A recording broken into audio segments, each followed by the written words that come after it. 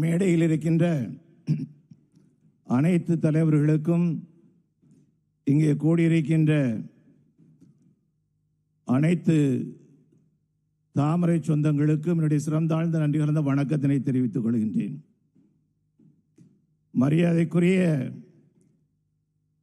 அண்ணாமலை அவர்கள் ஒரு புயலாக வந்து தமிழகத்திலே தாமரையினுடைய வேகத்தை எடுத்து காட்டினார்.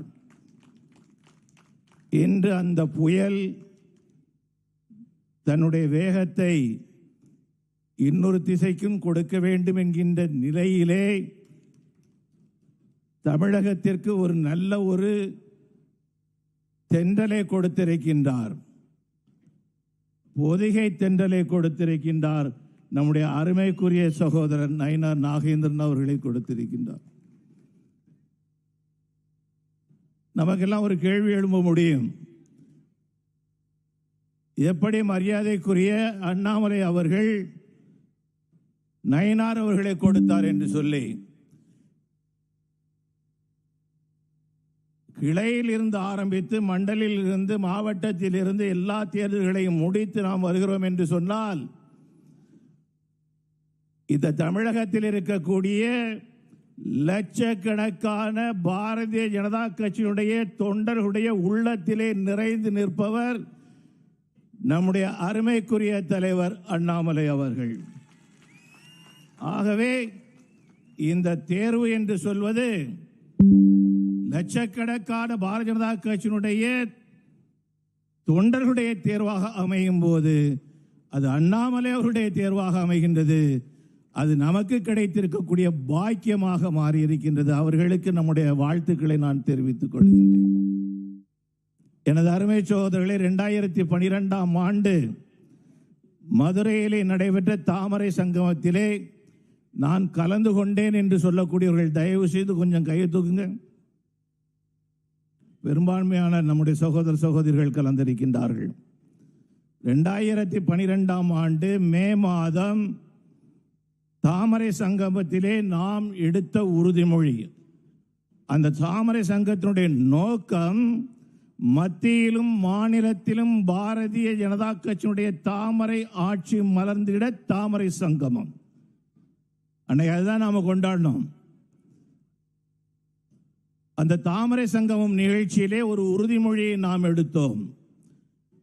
2014ஆம் ஆண்டு வரக்கூடிய பாராளுமன்ற தேர்தலிலே பாரதிய ஜனதா கட்சி மீண்டும் வெற்றி பெற்று முதல் முறையாக நம்முடைய அருமைக்குரிய தலைவர் நரேந்திர மோடிஜி அவர்கள் பிரதமராக வர வேண்டும் என்கின்ற உறுதிமொழியை எடுத்தோம்.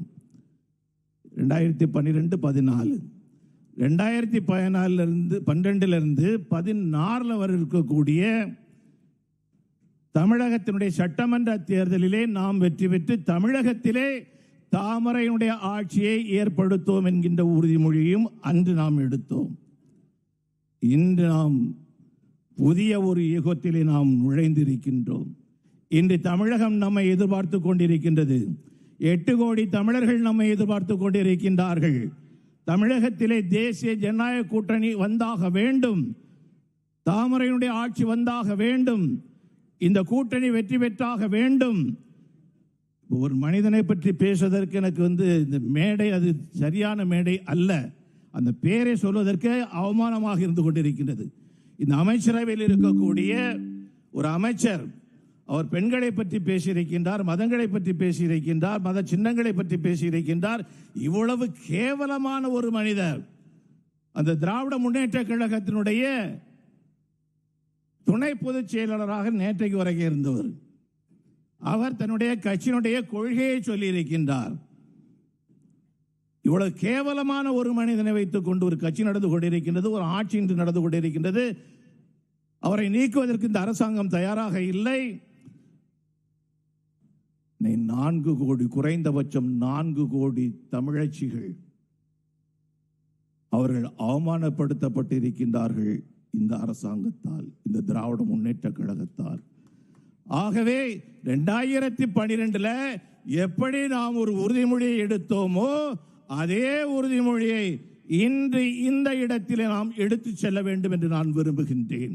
2026 தேர்தலிலே பாரதிய ஜனதா கட்சி தேசிய ஜனநாயக கூட்டணி வெற்றி பெற்று நம்முடைய முதலமைச்சர் இங்கே ஆட்சி அமைக்கக்கூடிய அளவுக்கு சூழ்நிலைகள் வந்தாக வேண்டும். அதற்கு அனுதினமும் வேலை செய்து ஒரு குழல் துப்பாக்கி தான் இருந்து கொண்டிருந்தது. இன்று இரட்டை குழல் துப்பாக்கிகள் வந்திருக்கின்றன. இதை எப்படி நாம் பயன்படுத்த போகின்றோமோ அந்த பயன்பாடு தமிழகத்திற்கு நன்மையாக முடியும் என்பதை மனதிலே வைத்துக் கொண்டு ஒரு நிமிடம் கூட ஓயாமல் வேலை செய்வோம், வெற்றி பெறுவோம் என்று கூறி அனைவருக்கும் வாழ்த்து கூறி அமைகின்றேன். நன்றி, வணக்கம். தேசிய பொதுக்குழு உறுப்பினர்களுக்கும் என்னுடைய வாழ்த்துக்களை தெரிவித்துக் கொள்கின்றேன்.